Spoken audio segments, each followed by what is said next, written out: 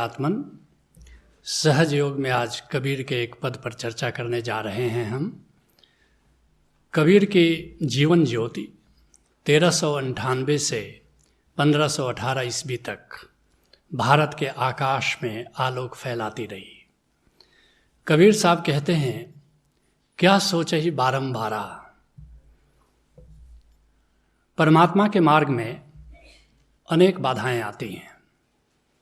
दैरो हरम भी मंजिले जाना में आए थे, शुक्र है दामन बचाकर आ गए हम।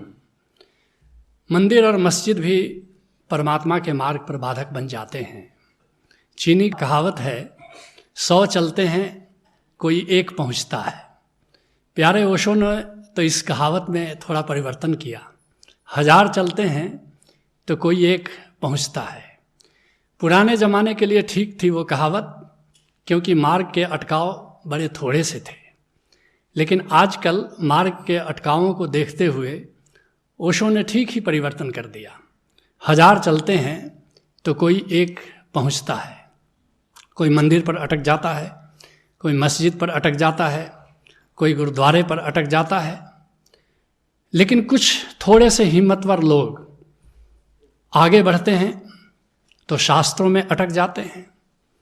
पंडित बहुता ही शास्त्रों पर अटक जाता है, विद्वान अक्सर ग्रंथों में अटक जाते हैं। परमात्मा को पाने के लिए अधिकतर लोग इंटेलेक्चुअली कोशिश करते हैं, शास्त्रों के सूत्र की व्याख्या करते हैं, और इंटेलेक्चुअली हम वह बात समझने की कोशिश करते हैं जो किसी ने प्रेम में जाना है, किसी ने समाधि में जाना है। उस बात को बुद्धि से जब हम समझने की कोशिश करते हैं तो अक्सर हम भटक जाते हैं। गुरु नानक देव कहते हैं, सोचे सोच न होइया जो सोचिया लख बार। कितना भी तुम सोचो परमात्मा के विषय में, परमात्मा पकड़ में नहीं आता। कितना भी इंटेलेक्चुअली तुम समझने की कोशिश करो। ओशो ने जिसे समाधि में जाना, बुद्ध ने जिसे समाधि में जाना, कबीर ने जिसे समाधि में जाना, भीतर की अंतर गुफा में जाना, वहाँ शब्द नहीं पहुँचते, वहाँ विचार नहीं पहुँचते, वहाँ चिंतन नहीं पहुँचता। जनक कहते हैं, गुरुदेव प्रभु अचिंत्य है, फिर भी चिंतन करते रहते लोग। छोड़ी सब चिंता जब मैंने, शुरू हुआ तब योग। जब तुम सोचना बंद कर देते हो, वहाँ से ध्यान शुरू होता है। और जहाँ ध्यान की सीमा आ जाती है, वहाँ से समाधि शुरू होती है, और समाधि में परमात्मा के तत्व को जाना जाता है। इसलिए कबीर साहब कहते हैं, क्या सोच ही बारंबारा, हर का नाम न जपस गमारा। अरे गमार, बड़ी सुंदर परिभाषा गमार कर दे रहे हैं। कबीर साहब पढ़े लिखे नहीं हैं, लेकिन गमार किसको कह रहे हैं? जो नाम को नहीं जानता, जो ओंकार को नहीं जानता, वो गमार है। और जो ओंकार को जानता है वो समझदार है। ये देखते हो, सीधी सादी परिभाषा। डॉक्टर राधा कृष्णन इस देश के राष्ट्रपति हुए, इस देश के अपने ज़माने के सबसे बड़े विद्वान हुए, लेकिन नाम को नहीं जाना, ओंकार को नहीं जाना। कबीर साहब ऐसे बड़े विद्वान को भी कहेंगे कि तू गंवार रहा, तू दर्शन शास्त्र का प्राध्यापक रहा, तू इतने बड़े पद पर रहा, लेकिन तुमने ओंकार को नहीं जाना। बस ओंकार का विचार किया, ओंकार को इंटेलेक्चुअली समझने की कोशिश की। क्या सोचे बारंबारा, हर का नाम न जपस गवारा। प्राथमिक पाठशाला है दैरो हरम। सुनो, मंदिर जाने में कोई बुराई नहीं है, शास्त्रों को पढ़ने में कोई बुराई नहीं है, वहाँ रुकने में बुराई है, वहाँ अटकने में बुराई है। प्राथमिक पाठशाला है दैरो हरम। जाओ मंदिर, जाओ मस्जिद, लेकिन ऐसे जाओ जैसे बच्चे प्राइमरी स्कूल में जाते हैं, फिर उसको छोड़ते हैं, मिडिल स्कूल में जाते हैं, फिर मिडिल स्कूल को भी छोड़ते हैं, हाई स्कूल में जाते हैं, फिर हाई स्कूल को भी छोड़ते हैं, विश्वविद्यालय में जाते हैं। प्राथमिक पाठशाला है दैरो हरम, माध्यमिक विद्यालय शास्त्र का है पठन। विश्वविद्यालय कुटिया किसी संत की, नाम का पाठ उत्कर्ष है धर्म का। सांझ का दीप बारूं तेरे नाम का, प्रातः का अर्घ्य ढारूं तेरे नाम का। असली बात है। असली बात है कि इनको छोड़ते जाओ रास्ते में, और जब तक नाम का ज्ञान न मिल जाए तब तक रास्ते में कहीं अटको नहीं। कहते हैं कबीर साहब, क्या पढ़िए क्या गुनिए, क्या वेद पुराना सुनिए, पढ़ने लिखने से क्या होगा। तुम किताबें पढ़ रहे हो, तुम शास्त्र पढ़ रहे हो, नहीं। अगर परमात्मा को जानना है तो पढ़ने लिखने से नहीं होगा। बुद्ध ने जो कहा, अब तुम पढ़ करके समझना चाहते हो तो पढ़ करके समझ में बात नहीं आने वाली है। कबीर साहब कहते हैं, अगर पढ़ना ही है तो सुनो, पोथी पढ़ पढ़ जगमुआ, ज्ञानी भया न कोई। कबीर का शब्द वहाँ पंडित है मगर उसका अर्थ ज्ञानी है। पोथी पढ़ पढ़ जगमुआ, पंडित भया न कोय, ढाई आखर प्रेम का पढ़े सो पंडित होए। प्रेम का पाठ पढ़ लो, हृदय में फीलिंग को पैदा करो, संवेदना को पैदा करो। संवेदना हृदय में न होती तो हृदय पाषाण हो गया होता, मधुरिमा कंठ में न होती तो शब्द विषपान हो गया होता, वासना प्रेम में न होती तो प्रेम वरदान हो गया होता, याचना भक्ति में न होती तो भक्त भगवान हो गया होता। अगर पढ़ना ही है प्रेम का पाठ पढ़ो। क्या वेद पढ़ा पुराना सुनिए। वेद पाठी होने से, पुराण पढ़ने से, रामायण सुनने से रात रात भर जागते रहो और रामायण पढ़ते रहो कि रामायण सुनते रहो, इससे बात बनने वाली नहीं है। क्या वेद पुराना सुनिए। गुरु अर्जुन देव जी ने बड़ी प्यारी बात कही है। कहते हैं, सिमरत वेद पुराण पुकारत पोथिया, नाम बिना सब कुट गाली होछिया।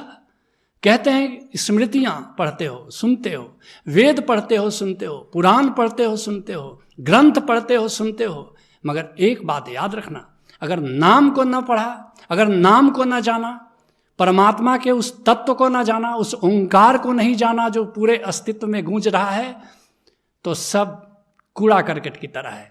लेकिन एक बार ओंकार को जान लो तो स्मृतियाँ गजब की रहस्य हैं। स्मृतियों में गजब का रहस्य है, वेद में गजब का रहस्य है, गुरु ग्रंथ साहब में। लेकिन जब तक नाम को नहीं जाना तब तक तुम्हारे लिए ये वेद, ये पुराण, ये स्मृतियाँ, इनका कोई मूल्य नहीं है। कहते हैं, पढ़े सुने क्या होई, जो सहज न मिलियो सोई। अगर सहज को ना जाना, सहज क्या है, सहज सहज सब कोई कहे, सहज न चिन्हे कोई।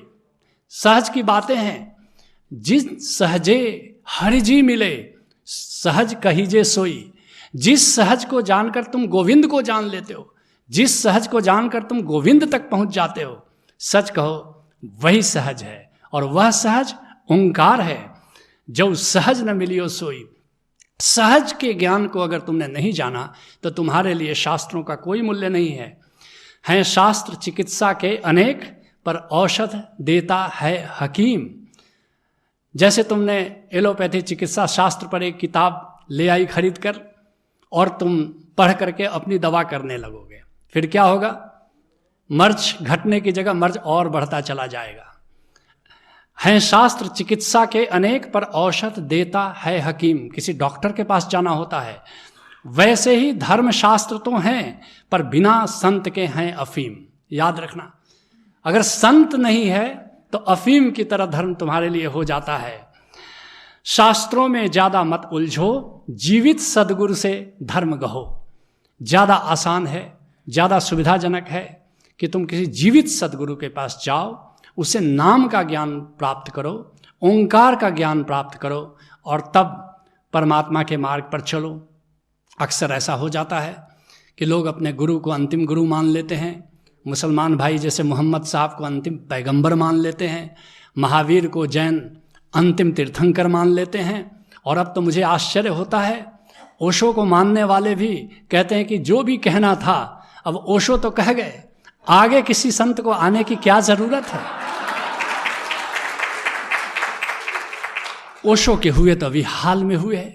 ओशो बार बार कहते हैं कि अगर तुम मुझे प्रेम करते हो तो किसी जीवित सदगुरु में मुझे खोज लोगे, लेकिन हम उनकी बातें समझते नहीं हैं। हर बार संत विदा हो जाता है और हम उसकी बोली हुई बातों को अंतिम वचन मान लेते हैं और ठहर जाते हैं, अटक जाते हैं। कबीर साहब कहते हैं अंधियारे दीपक चाहिए, एक वस्तु अगोचर लहिए।